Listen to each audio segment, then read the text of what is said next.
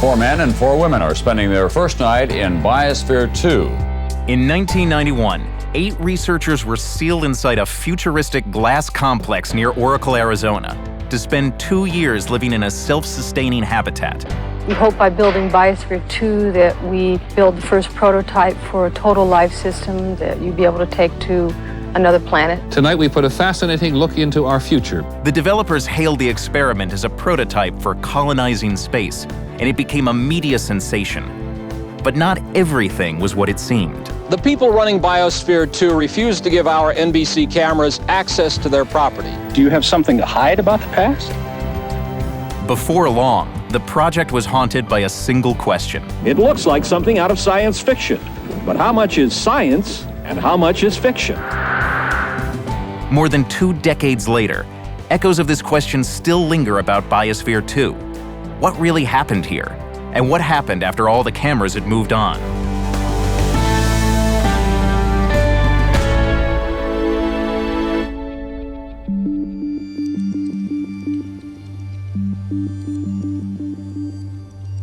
News cameras captured the theatrics as 8 men and women were about to be closed inside Biosphere 2 in the fall of 1991.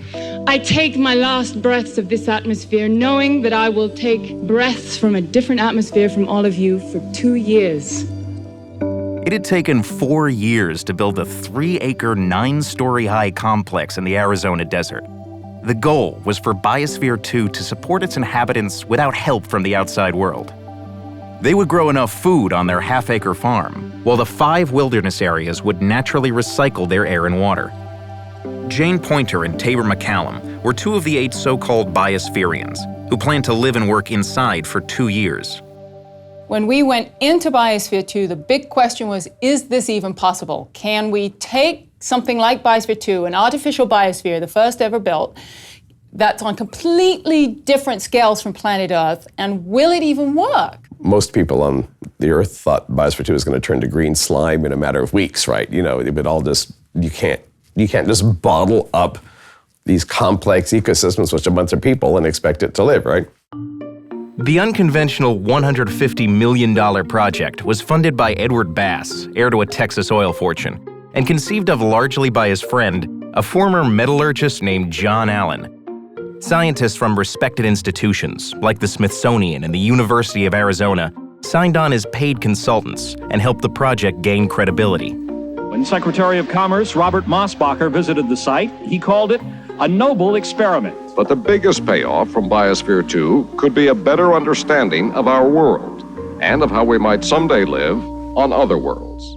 Before we went into the Biosphere, I mean, it was insane. We were on the cover of everything. We were on all the major talk shows. I mean, it was nutty. But within weeks of the experiment's launch, and with the media spotlight still shining, problems began to surface at Biosphere 2. Jane Pointer had to leave Biosphere 2 when she accidentally sliced off the tip of one of her fingers. When she returned, she brought back a whole bunch of supplies.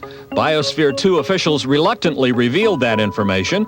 That was incredibly frustrating. It started hitting a media across the world that the entire experiment had been negated because I had come out, for one thing, and I had taken a duffel bag in. It apparently was full of food, and heaven knows what I'd taken in. But none of it was true. All that was in there was like some drawings and a couple of things like that in it. Regardless of what was in the bag, Pointer's exit had compromised the closed experiment. And it was further compromised when the Biosphereans had to supplement their diet with grains and beans from their seed stock. While their home video shows them feasting, the truth is the Biosphereans have had trouble growing enough food to sustain themselves. Tabor McCallum has lost 54 pounds, though he says he's okay. I really do like my new weight much more. But the most damning news was that to protect themselves from dangerously high levels of carbon dioxide in their enclosed environment, the Biosphereans relied on a machine that had been secretly installed before the experiment even started. They ordered and installed a CO2 scrubber, which is a machine that you use on a submarine. Mark Cooper broke the story. It made the entire experiment worthless, whatever value it had. I don't think it had any value in the first place.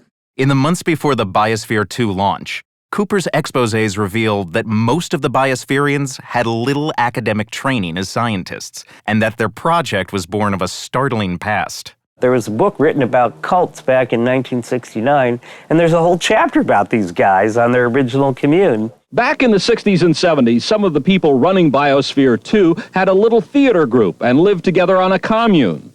Their leader was a fellow who went by the nickname Johnny Dolphin. He is John Allen, and it is his philosophies that inspired Biosphere 2.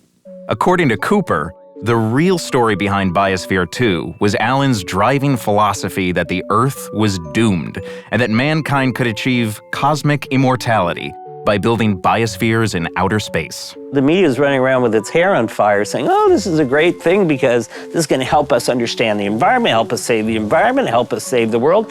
In fact, these people had already made the decision that Earth was doomed and that they were not God's chosen people, but they were their own chosen people to propagate humanity on another planet. Biospherians Jane Poynter and Tabor McCallum say space colonization was only a distant goal, and that Cooper's characterizations of the group and their work were overblown.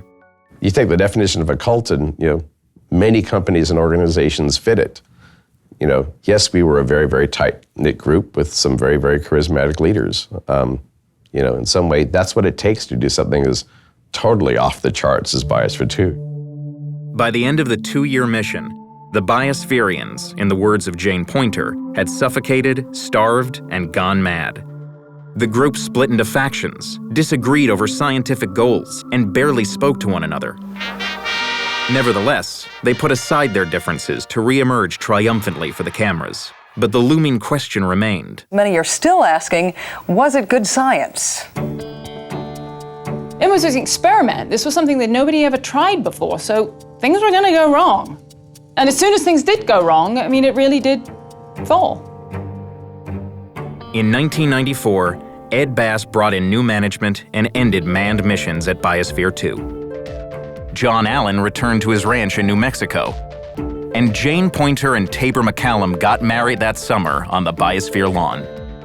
As for the Biosphere 2 story, it simply faded away, popping up only occasionally and in less than flattering company. Welcome to Biodome. Welcome to the future. Viva los Biodome. Viva los Biodome.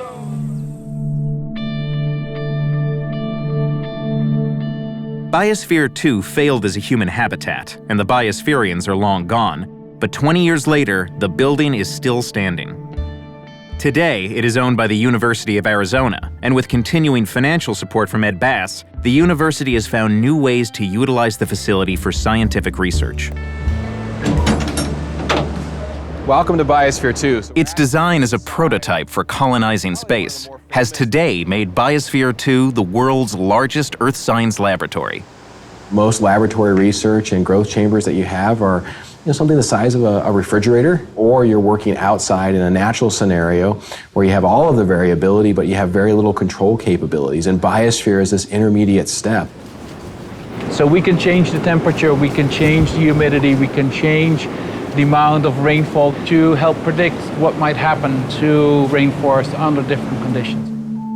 Since 1996, research conducted at Biosphere 2 has produced nearly 150 papers published in scientific journals. In the late 1990s, researchers from Columbia University used the Biosphere 2 ocean to make the first links between rising carbon dioxide levels, ocean acidification, and reduced coral growth. Now, the University of Arizona is building a massive landscape observatory to study how climate change might affect water resources. We don't have zip lines running through Biosphere. We don't have, a roller coaster going around. It's really sort of science at a very fundamental level with the backdrop of an engineering marvel.